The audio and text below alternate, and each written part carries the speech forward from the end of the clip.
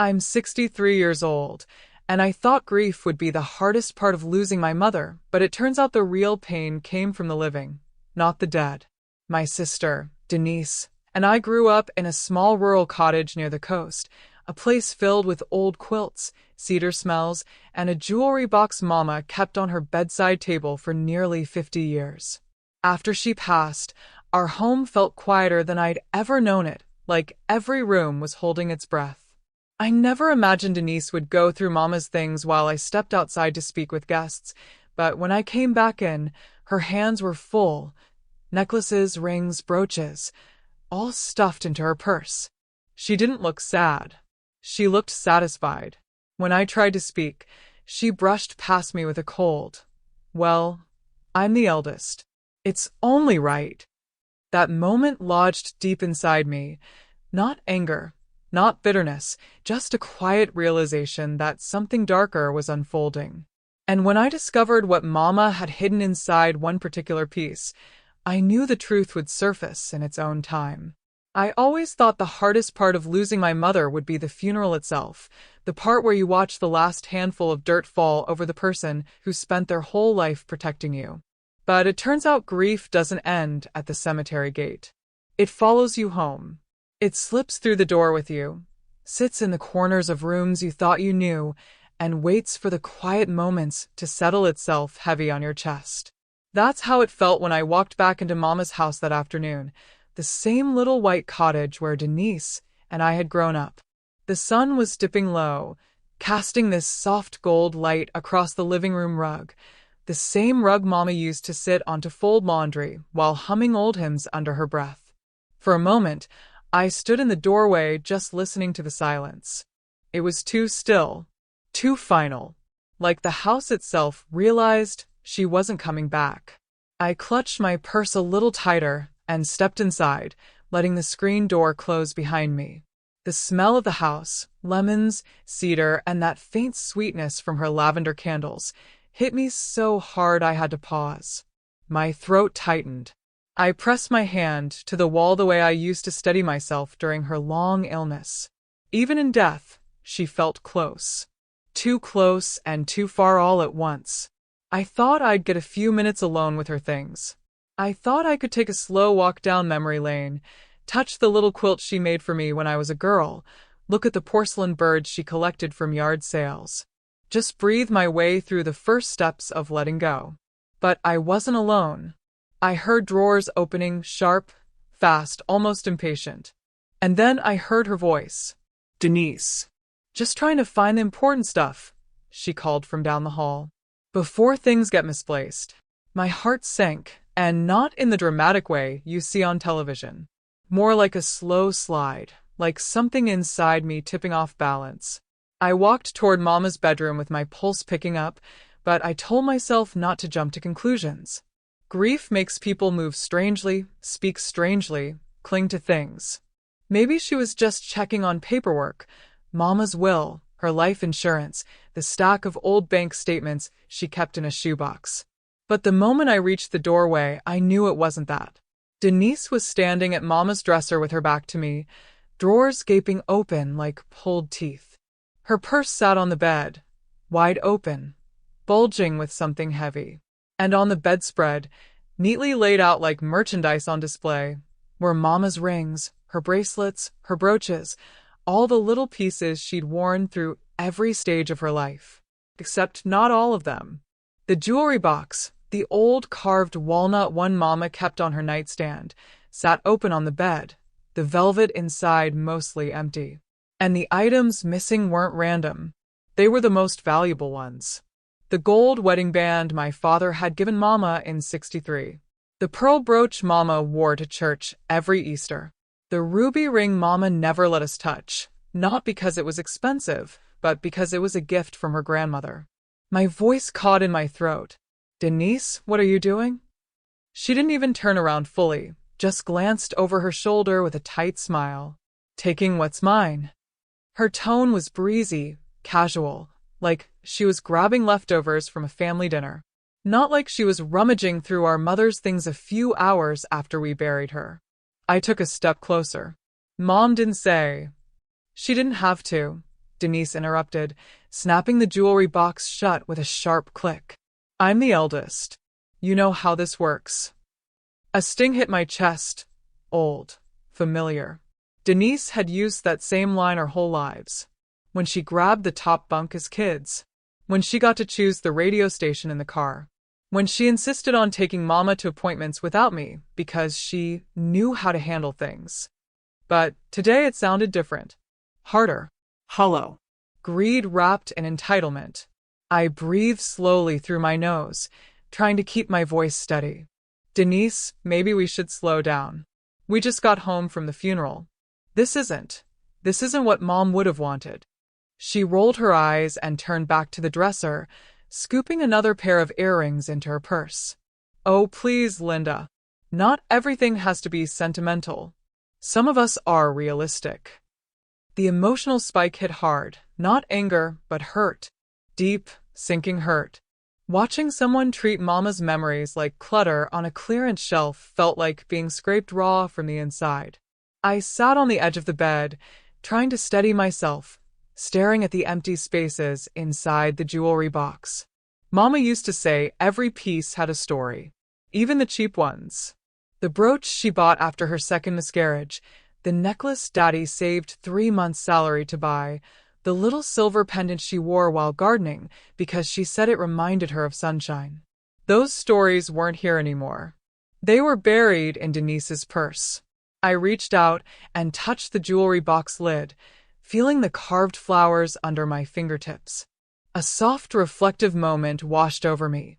Mama sitting at this very bed, her fingers trembling more each year as she opened the box to choose what she'd wear to church. I remembered helping her fasten her bracelet last Easter. You've got gentle hands, Linda, she whispered. I didn't feel gentle now. But before sadness could settle deeper, something caught my eye. The locket. Or rather, the space where the locket should have been. Mama's locket wasn't like the others. It was older, worn smooth from decades of her thumb brushing over it. She never took it off. Not for showers. Not for sleep. Not even during chemo. That locket had been a part of her longer than most of her memories. And now it wasn't in the box. My stomach tightened. I scanned the bed, the dresser, the nightstand. Nothing. I looked at Denise. She was snapping her purse shut, the bulge even larger now. She wouldn't meet my eyes. Denise, I said, voice barely above a whisper. Where's the locket? She paused, just for a second, so small a pause most people wouldn't have noticed. But I'd known her 63 years. I knew her tells. I saw the tiny shift in her jaw, the way her hand stilled on the purse strap. Then she forced a laugh. Oh, that old thing. Probably lost months ago. You know how forgetful Mom was at the end. She brushed past me toward the door. But she was lying. I could feel it in the air, the subtle suspense beat settling in the room like a draft through a cracked window. Mama never lost that locket. Not once. She used to check it 3 times a day, pressing her fingers over it the way some people check for a heartbeat. And Denise knew it. As Denise vanished down the hall, her purse banging lightly against her hip, I stood slowly from the bed, my eyes fixed on the empty velvet square inside the jewelry box. The shape of the missing locket stared back at me like a hollow wound. That wasn't grief. That wasn't forgetfulness. That wasn't eldest daughter privilege. That was theft. And not just any theft. The locket meant something. Something Mama held closest. Something Mama protected. And now it was gone.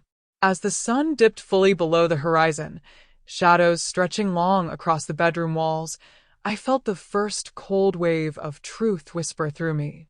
Denise hadn't just taken jewelry. She had taken something she didn't understand. Something she shouldn't have touched. Something hidden. I didn't know what it was yet, but I could feel it.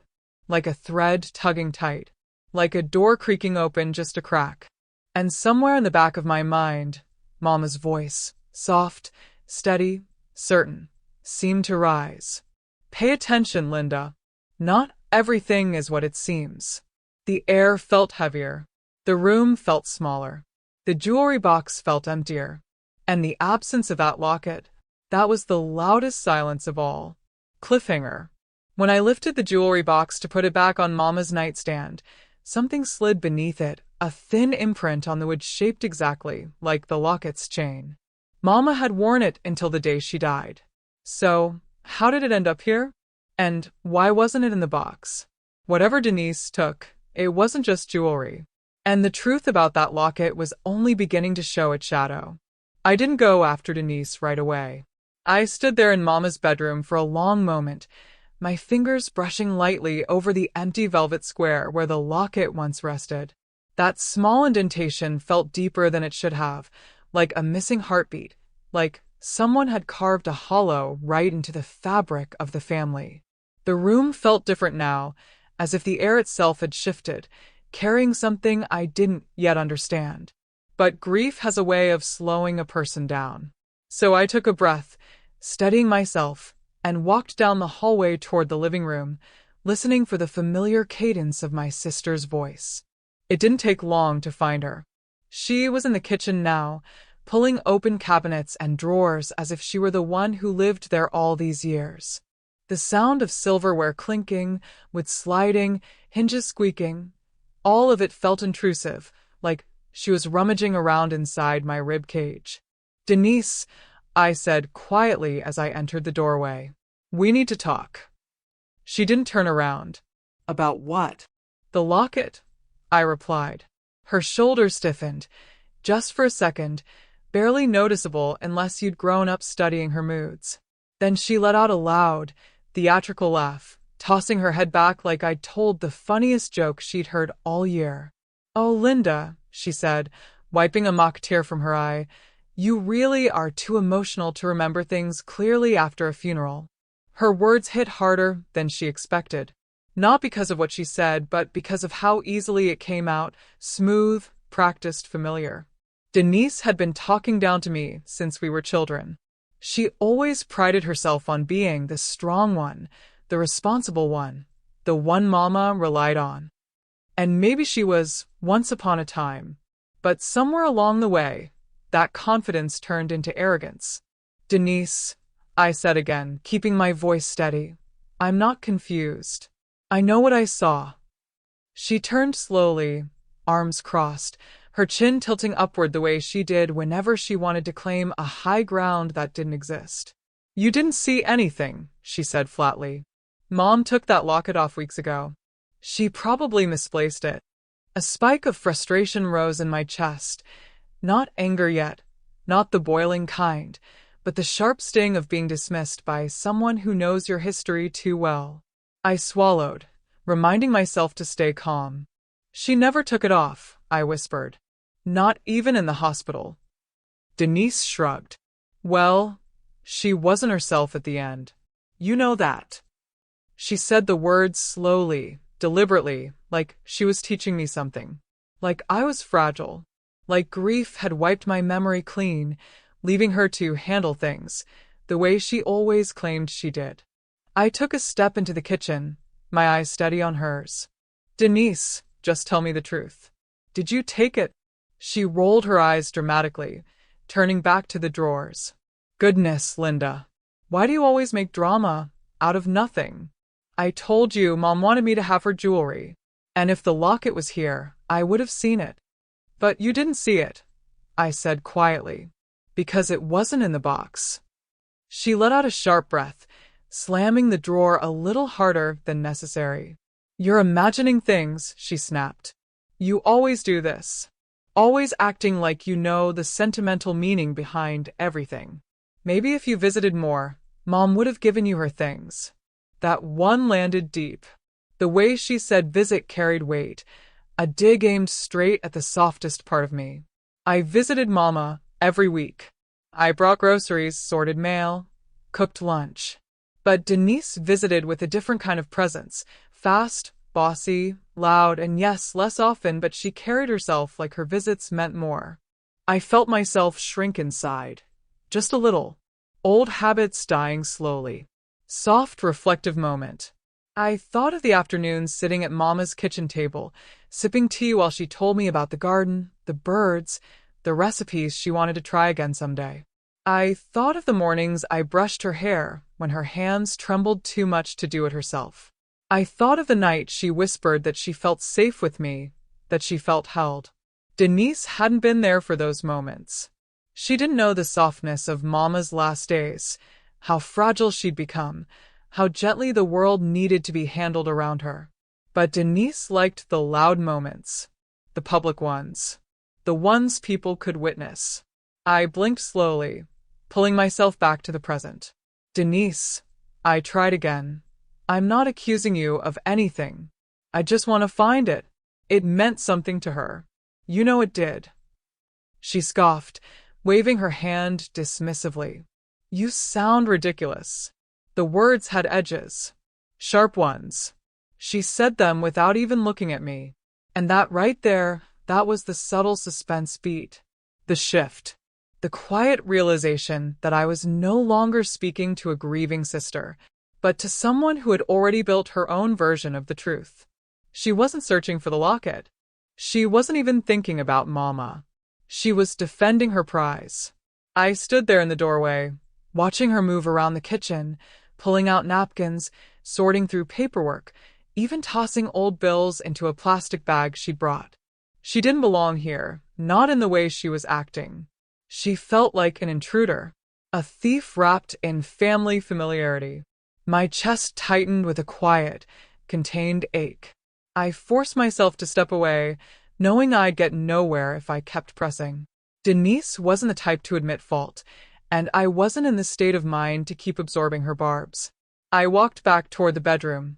Slow, steady steps down the narrow hallway, past the framed photos of Mama holding daisies in her hands, past the memory of us two little girls in matching Easter dresses. The house felt older with every step, like it had aged overnight. When I reached Mama's room again, I sat on the edge of the bed, letting my fingers trail over the quilt she stitched the year I graduated high school. The fabric was soft, worn thin at the edges, thread pulling loose in places. It held warmth still, somehow, as if memory had seeped into its fibers. I needed to breathe, to think, to anchor myself. I looked around the room, scanning the dresser, the nightstand, the floor. The locket wasn't there. But something else caught my attention, another small detail I almost missed. The jewelry box had left a faint outline on the nightstand when I lifted it earlier. But behind the dresser, there had been something else. A glimpse of something pale. I stood, walked to the dresser, and braced my hands on either side. With a slow push, I shifted it an inch forward. Dust danced upward in a cloud, swirling through the sliver of late afternoon light. And there it was. A small, rectangular box, the original box Mama always kept the locket in. The one embroidered with tiny gold thread, corners frayed from decades of being opened and closed. It must have fallen back there God knows when. I reached down and picked it up gently, cradling it in my palm like something fragile. The weight of it stirred something inside me. The locket's box had always felt heavier than it looked, as if the stories inside it gave it weight. I opened it slowly, and my breath left me. It was empty. No tarnish marks. No chain imprints. No cloth indentation. Just emptiness. I stared at it for a long moment, my pulse drumming softly in my ears. The box wasn't misplaced. It wasn't lost. Mama had placed the locket somewhere intentionally. Somewhere Denise wasn't supposed to get it. Somewhere I hadn't looked yet. My fingers closed around the box, and the room seemed to grow still, like it was holding its own breath alongside me. Something wasn't adding up. Something was missing. And the truth was beginning to rise, not loudly, but quietly, steadily, like a tide coming in. Micro cliffhanger. I turned the box over, and on the bottom, faint but unmistakable, were Mama's initials, alongside a second mark I had never seen before. A mark that did not belong to her, but to someone else. And suddenly, the locket wasn't just missing. It was hiding something. I sat there on the edge of Mama's bed, holding that empty locket box like it was a question I wasn't ready to answer. The velvet lining was cold under my fingertips, untouched, unmarked. It shouldn't have felt heavy, but somehow it did. Grief has a strange way of turning small objects into anchors. They pull you into memories whether you're ready or not. I traced the embroidery on the lid, remembering the night Mama gave me my first piece of jewelry.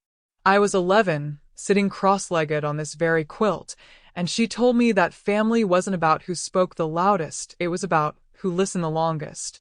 Back then, I thought she meant Denise. Now, decades later, I wasn't so sure. I set the box on my lap and pressed gently along the velvet padding, almost absent-mindedly. And that was when I felt it, something firm beneath the fabric. A tiny ridge that shouldn't have been there. I pressed again. There. A seam. So thin it was almost invisible. My breath hitched, not loudly, not dramatically, but in that quiet way where your whole chest tightens before your mind catches up. Mama, I whispered to the empty room. What did you hide? Carefully, I slid my nail under the seam and lifted. The velvet padding loosened like it had been waiting for someone to remember its secret.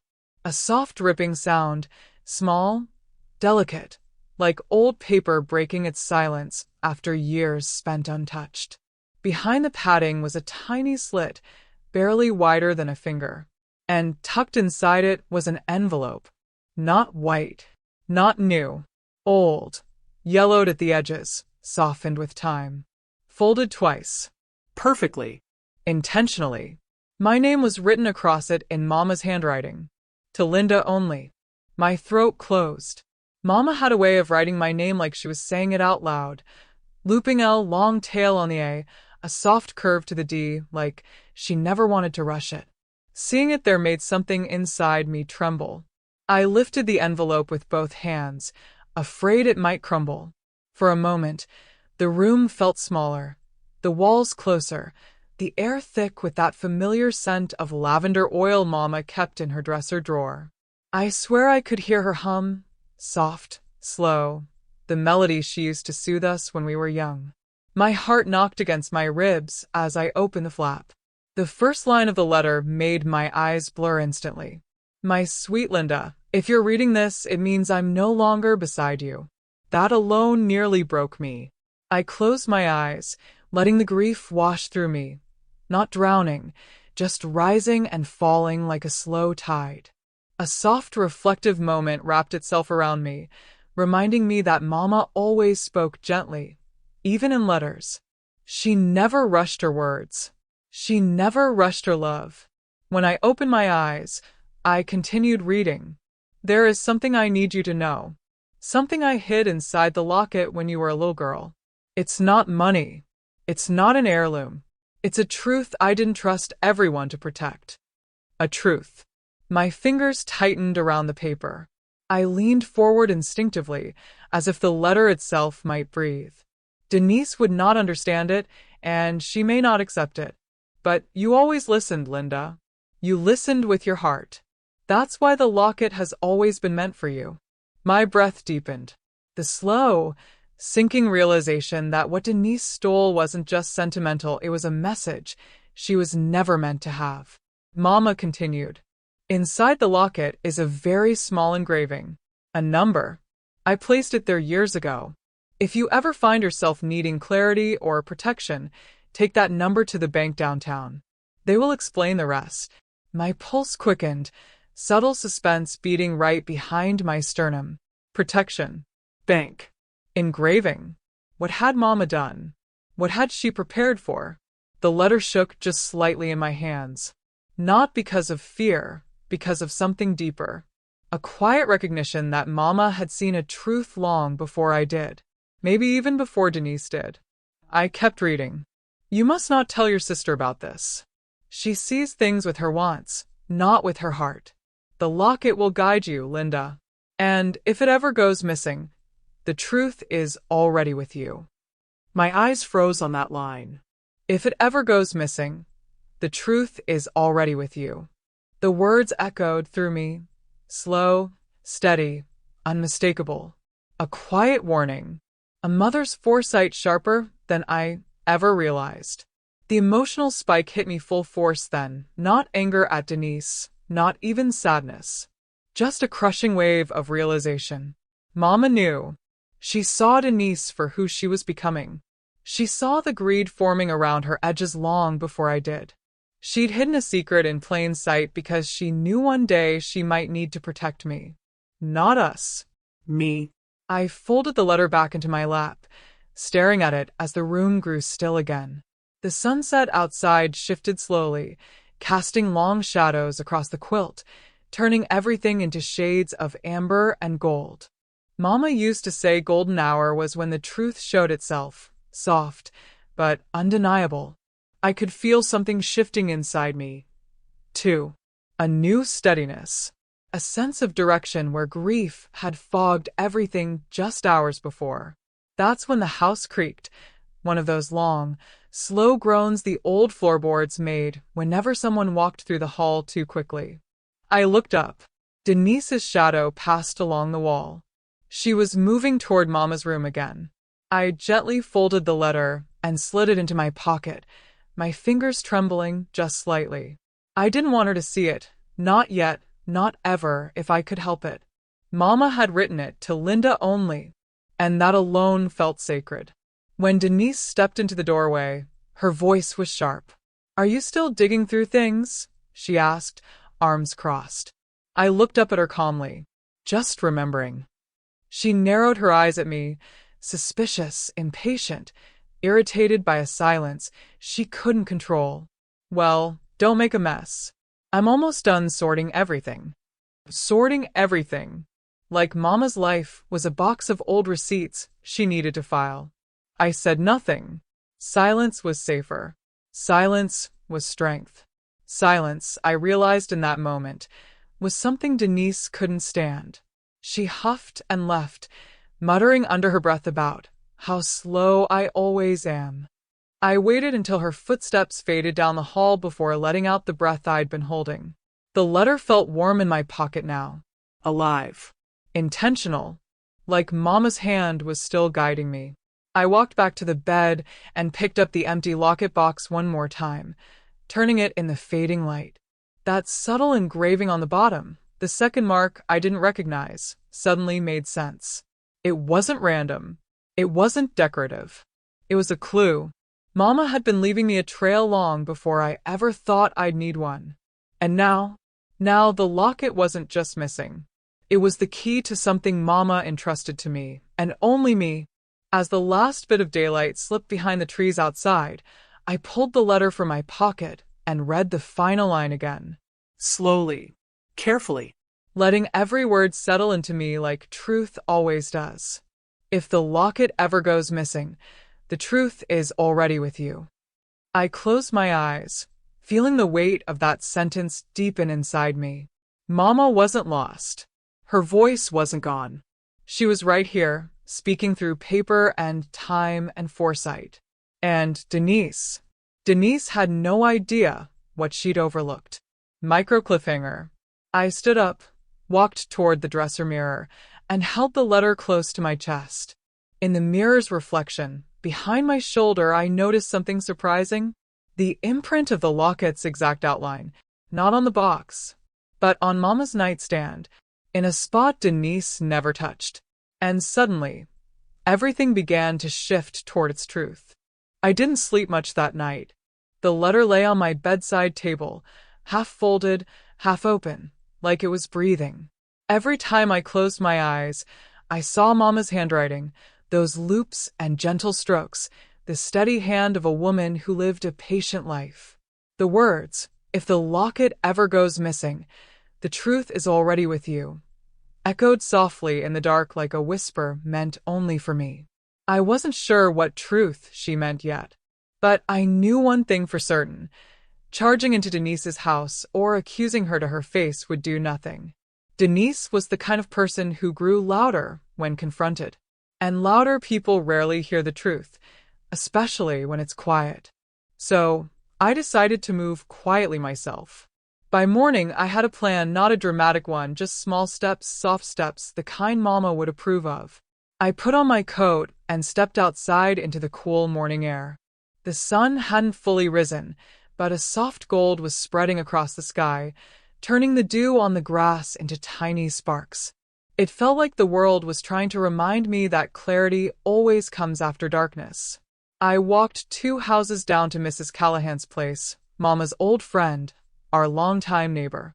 Her porch light was already on. She was an early riser, always had been, and she liked to sit by the window with her tea before the rest of the world woke up. When she opened the door, her eyes softened immediately. "Oh, honey," she whispered, pulling me into a warm embrace that smelled like lavender and oatmeal cookies. "You look so tired." "I'm all right," I murmured, though she could probably see the truth on my face. "I needed to ask you something. About Mama." Her brows lifted, concerned, but she nodded and stepped aside. "Come in, sweetheart." Her living room hadn't changed in 20 years. Same floral couch, same lace curtains, same photos of grandchildren on the shelves. It felt steady, familiar, safe. We sat at her dining table, and she poured me a cup of tea before I even asked. Mama used to say that Mrs. Callahan knew when someone needed warmth before they knew it themselves. "I found something," I began, keeping my voice low. "Something Mama left for me." She kept her gaze on mine, patient, waiting, not prying, just listening in that gentle way older women understand instinctively. "She hid a letter for me," I continued, "in her locket box. A letter she didn't want Denise to know about." Mrs. Callahan let out a soft sigh, like she already knew where the story was heading. "What did it say?" she asked. "She told me there was something inside the locket. Something important." I swallowed hard. "And she warned that Denise shouldn't have it." Mrs. Callahan sat back slowly, her face turning thoughtful in a way I hadn't seen before. After a long pause, she set her tea down with a small, quiet clink. "Linda," she said gently, "there's something I should tell you. Something your mother once whispered to me." I didn't know if she was serious, but now.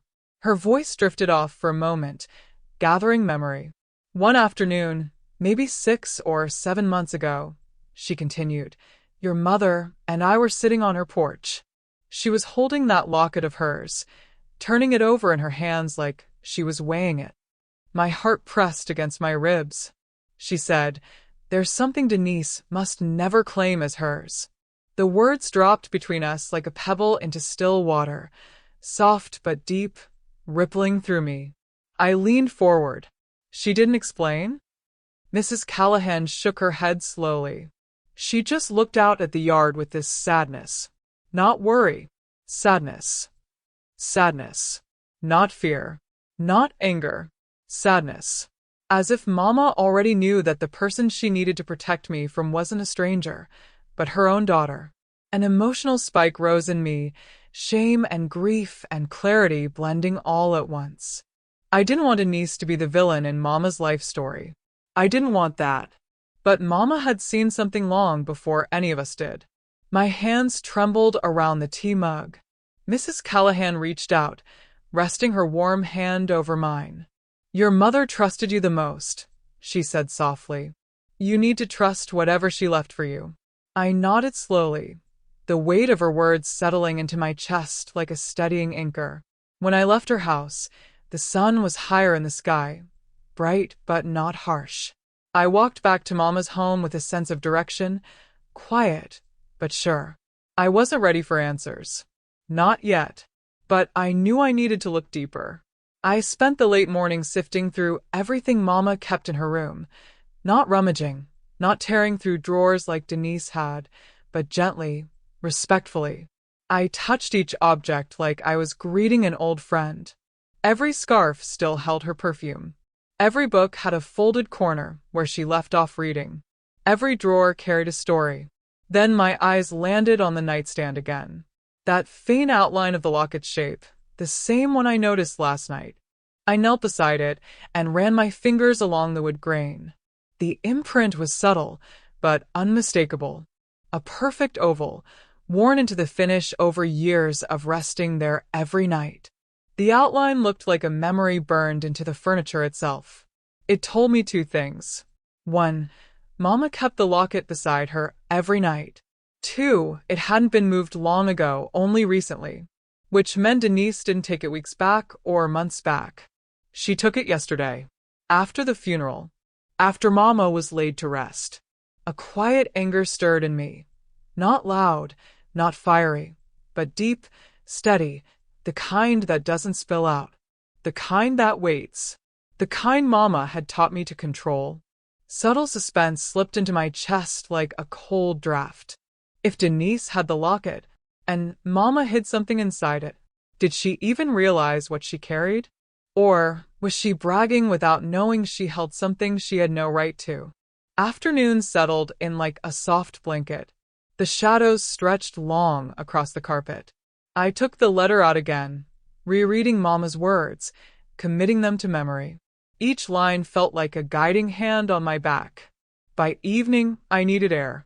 I stepped outside onto the porch, breathing in the coolness of the coming night. Across the street, the neighbors' wind chimes tinkled lightly, a quiet melody against the silence. I pulled out my phone, intending to call the bank Mama mentioned in her letter. But something made me open social media first, maybe a habit, maybe instinct. And then I froze. There it was. A new post. Denise. Smiling wide, her chin tilted proudly. Wearing it. The locket. Mama's locket. Around her neck like a trophy she'd earned. My chest folded inward in a long, slow ache. Not because she took it, but because she didn't even bother to understand it. To cherish it. To respect it. She wore it like a shiny brag, a status symbol. The caption under the photo twisted something deep inside me. Finally got what I deserved. Red heart. What she deserved. That was all she saw. Not a memory. Not a legacy. Not Mama's message. Just possession. I stared at the picture until the screen dimmed, my reflection faintly looking back at me.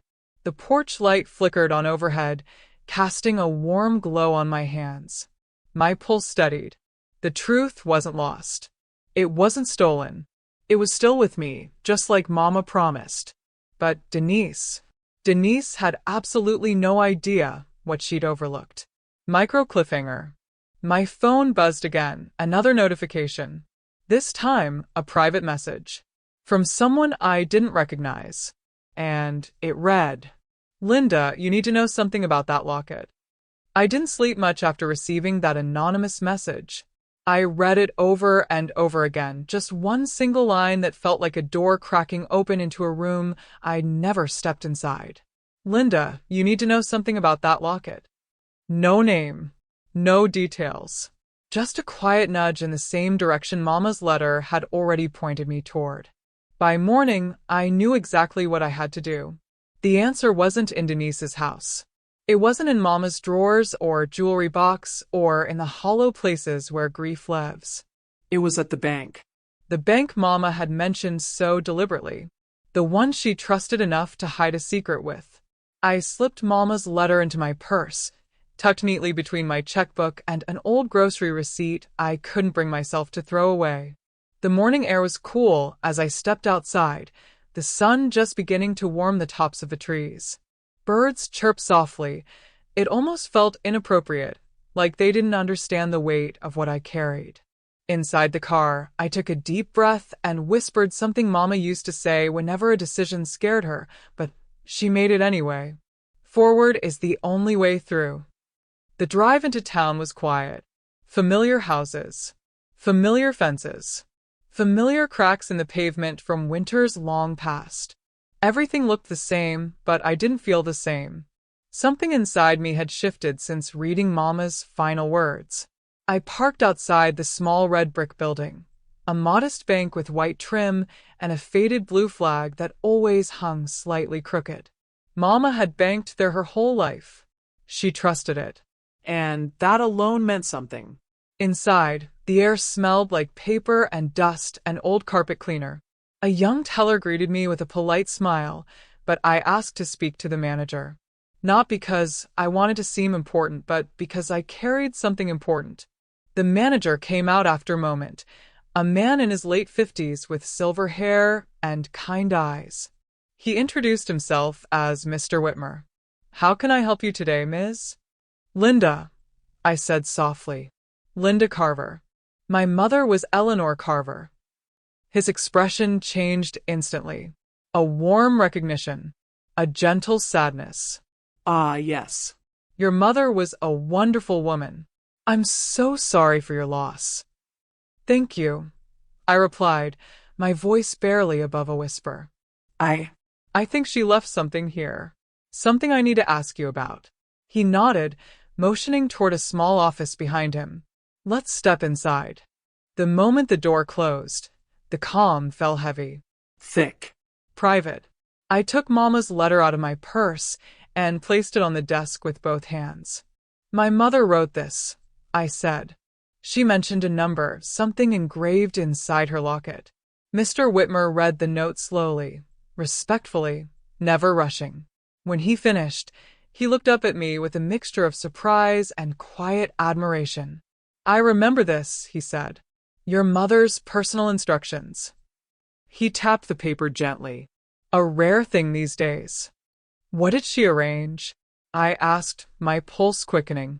He stood, walked over to an old metal filing cabinet, and unlocked the bottom drawer. Papers rustled softly as he sifted through them until he pulled out a slim beige folder. "This," he said, "has been waiting for you." He sat down again and opened it carefully, revealing a thin document with a handwritten notation in the corner. Account #11-43. Beneficiary, L. Carver only. My breath caught. Mama hadn't been vague. Mama hadn't been sentimental. She had been precise. "What does this mean?" I asked, afraid to move. Mr. Whitmer smiled gently. "Your mother opened a private account over 30 years ago. She kept a small portion of her savings here. Quietly. Separately. She didn't make regular withdrawals. Just added to it now and then." I blinked slowly, letting that sink in. "She asked us," he continued, "to release it to you only when you could verify the number inside the locket." My hands trembled. "Inside the locket my sister took." He nodded. "Yes. But—" His eyes softened. "Your mother left us the number as a secondary verification in case the locket was ever lost or taken." A soft, reflective moment washed over me. I could almost see Mama sitting at her kitchen table, planning this. Protecting me. Trusting me. She had prepared for a future she hoped would never come, but knew just might. She knew, I whispered. She knew Denise would try to claim things. "Your mother loved you very much," he said quietly. "She wanted to ensure that what mattered most went to the daughter who understood her heart." I felt something warm and painful swell in my chest. Not pride, not victory, just a tenderness so deep it made my eyes sting. "So," I asked, voice trembling, "the account is—" "Yours," he said, sliding the document gently toward me. "Only yours." I didn't ask how much was inside. The number didn't matter, not yet. What mattered was the truth. Denise had grabbed everything she could touch and completely ignored the one thing that held real purpose. A subtle suspense beat hit me. Not fear, but the recognition that Denise had absolutely no idea what she'd overlooked. That ignorance, that greed, had cost her far more than she realized. I signed the release papers, my hand steady despite the trembling inside. When we finished, Mr. Whitmer handed me a sealed envelope, smaller than I expected, but weighted with meaning. "Your mother wanted you to have this as well," he said. I didn't open it. Not there. Not yet. Some moments deserve more than fluorescent lights and office chairs. When I walked back outside, the sun was higher in the sky, warm on my face. For the first time since the funeral, I felt something like clarity. Something like strength. Not loud. Not sharp. Quiet. Grounded. Real. I drove home slowly, my fingers brushing the envelope on the passenger seat each time I hit a stoplight. It felt like carrying Mama's voice beside me, a whisper preserved in paper. When I stepped inside my house, the stillness greeted me like an old friend. I set my purse down gently, removed my coat, and placed the sealed envelope on the coffee table. But before I could even sit, before I even had time to breathe, a car door slammed outside. Hard, fast, aggressive. Footsteps stomped at my porch. The kind of stomp that didn't belong to grief or kindness, but anger. My stomach tightened. The front door burst open before I could reach it. Denise stood there, breathless, livid, wild-eyed. Her face was red, her hair a mess, her chest rising and falling like she'd run a marathon fueled only by rage. Her hand was clutching the locket around her neck. "You knew something," she shouted, pointing at me like I'd committed a crime. "Didn't you? Didn't you?" Her voice cracked the room wide open. And, in that moment, with her framed in my doorway, with Mama's secret warm against my heart, with the envelope on the table and truth finally rising, I realized Denise didn't want the jewelry. She wanted the power she thought it gave her. But Mama had given the real power to me. Micro cliffhanger. I stared at Denise, silent, steady, as she stepped further inside, eyes blazing, and said the one sentence that told me everything was about to break open. "Tell me what Mom hid in this locket." When Denise stood in my doorway gripping that locket like it was about to leap off her neck and betray her, I felt something inside me settle. Not hard, not triumphant, just steady. There are moments in life when the truth rises so clean and clear that you can almost hear it humming through the air. That's what I felt as she stared at me with wild suspicion, demanding I tell her what our mother hid inside the locket she'd snatched like a magpie. "Tell me what Mom put in this," she repeated, stepping closer, her breath sharp, her fingers wrapped tight around the chain. I could see the tension pulsing in her throat. She wasn't angry because she cared. She was angry because she sensed she'd missed something. She always hated being left out, especially when she believed she was owed everything by right of birth order, or personality, or ego, whichever crown she chose to wear that day. I didn't raise my voice. I didn't step back. I simply walked past her into the living room, where the envelope from the bank sat on the coffee table next to Mama's letter. Denise followed fast, heels stabbing into the carpet, arms crossed so tight I wondered if she was holding herself together more than anything else. "You knew," she hissed. "You knew all this time." I turned, meeting her eyes with a calm that surprised even me.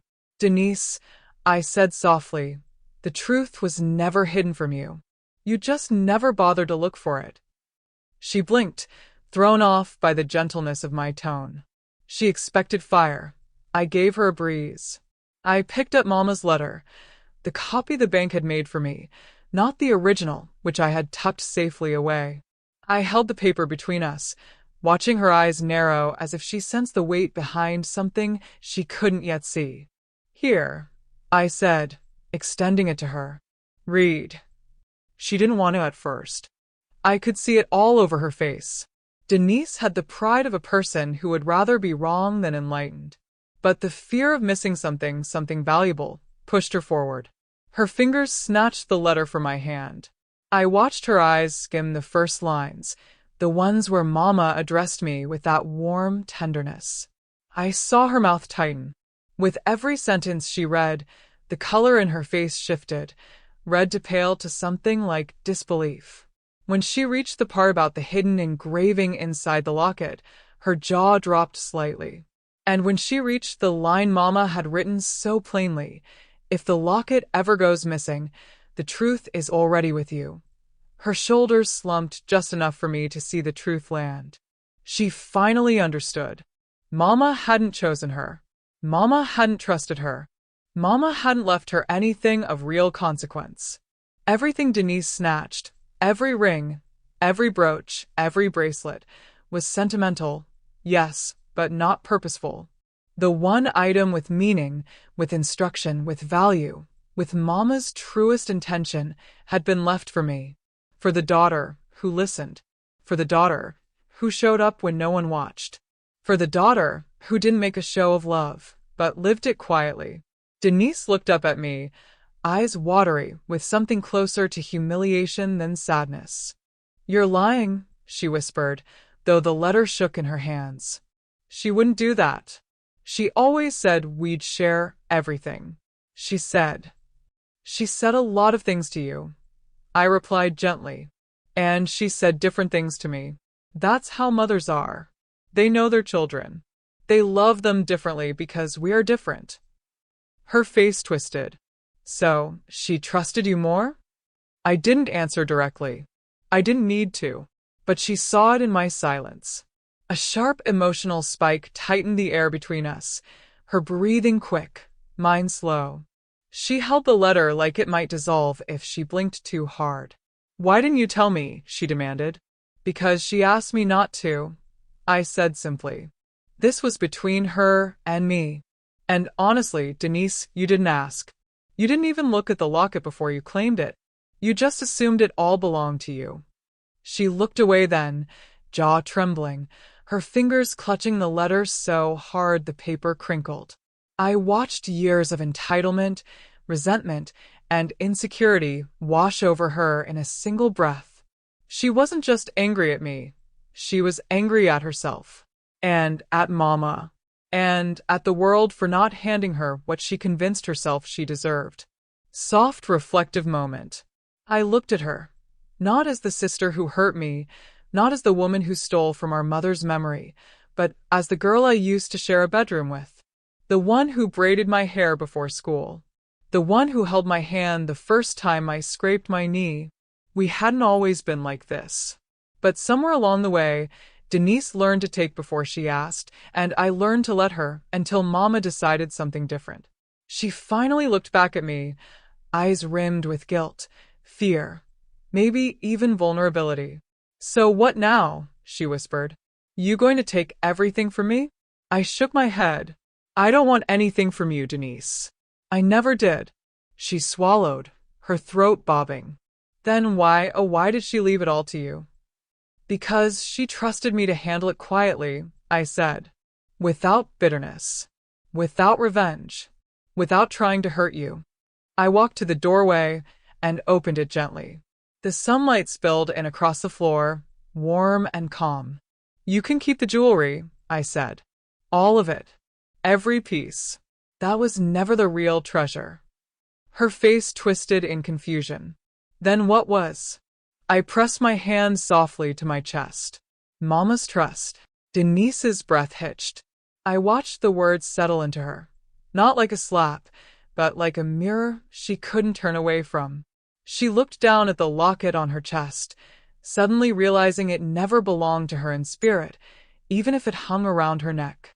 Her hand trembled when she touched it. "You can have it back," she whispered, but I shook my head. "No," I said gently. "Mama didn't want you to wear it, but she didn't ask me to take it from you either. That would only make us repeat the same old fight." She closed her eyes for a long moment, as if bracing herself against a tide she couldn't stop. "What should I do?" she whispered. "That's for you to figure out," I replied softly. "Mama already gave me what she wanted me to have. What you did with the things you took, that's between you and your conscience." The subtle suspense beat came when Denise looked at the locket again, really looked at it, for the first time since she stole it. Not as a prize. Not as proof of victory. But as something she misunderstood entirely. She reached up and unclasped it. Her hands shook as she held it out to me, but I stayed still. Eventually, she lowered it, staring at the engraving inside the clasp, the tiny numbers Mama had hidden, the ones she never thought Denise would find. Her voice broke. I didn't even notice. "I know," I said quietly. Her lip trembled. She whispered, "I'm sorry. It wasn't perfect. It wasn't dramatic. It wasn't enough to fix decades of distance. But it was honest. The first honest thing she'd said to me in a very long time." I nodded. A gentle acceptance, even if not forgiveness. We stood there in silence for a breath, 2 breaths, letting the truth breathe with us. Then Denise turned and walked out the door, not slamming it, not muttering, just leaving quietly. She carried the jewelry box under her arm, but her shoulders drooped, her steps unsteady. Her greed had cost her the only thing Mama had truly meant for her to treasure. And just like that, she was gone. The house felt lighter when the door clicked shut. Not empty, not lonely, just lighter. I sat on the couch, opened the envelope from the bank, and held Mama's final message against my heart, her handwriting soft, her words warm, her intentions clearer than ever. Everything Denise took would tarnish someday. What Mama left me never would. Later that evening, I stood by the window watching the sun dip low across the tree-line, casting long golden rays through the glass. I felt something settle inside me, peaceful, grounded, whole. Mama had trusted me, and I had honored that trust without raising my voice, without fighting, without becoming the thing that tried to hurt me. Quiet justice. The kind that doesn't echo through rooms, but through hearts. Have you ever seen someone so greedy they miss the real treasure? I had. And I knew Mama was somewhere smiling softly, knowing everything fell exactly where it was meant to. If this story touched you, leave a like and consider subscribing. You can also drop a single word in the comments, maybe tell me where you're watching from or what time it is right now. Sometimes one word is enough to say you were here.